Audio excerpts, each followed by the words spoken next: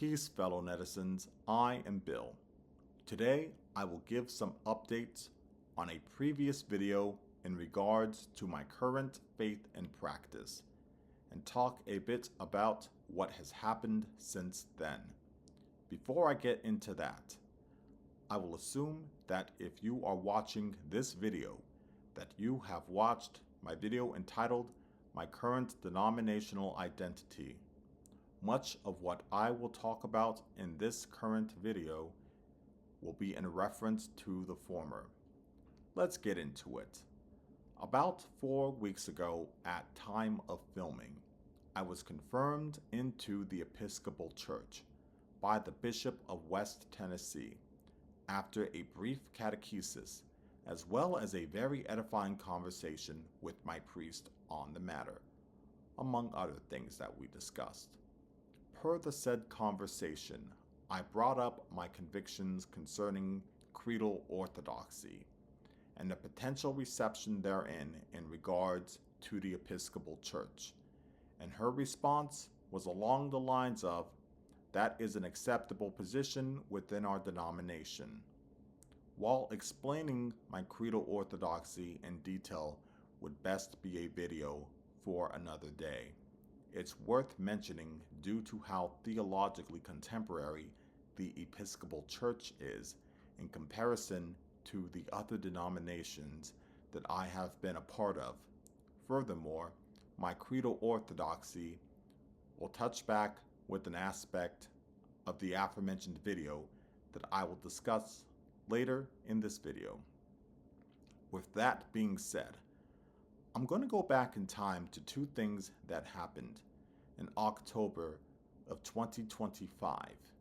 First, Sarah Mullally was nominated to be the Archbishop of Canterbury, which is basically the closest thing that Anglicanism has to a pope. And I'll go so far as to say Protestantism writ large.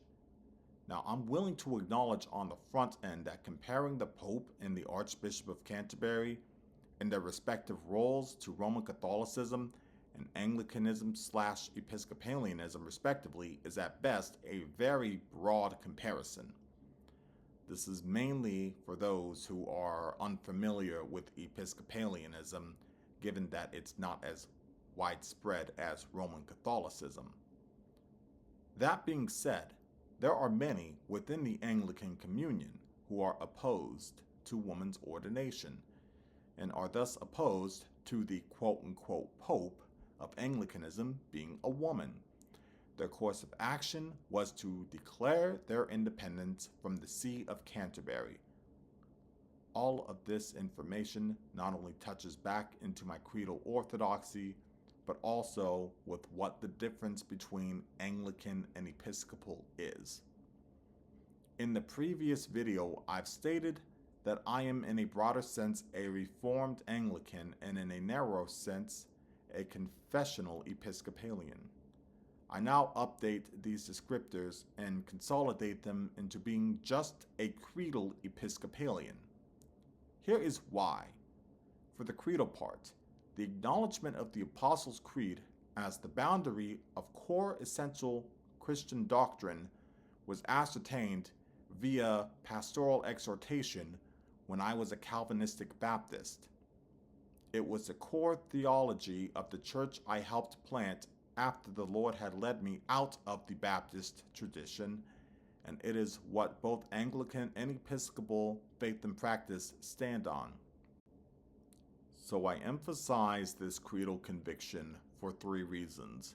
Number 1, as a way of acknowledging continuity with past expressions of faith and practice that God has led me through.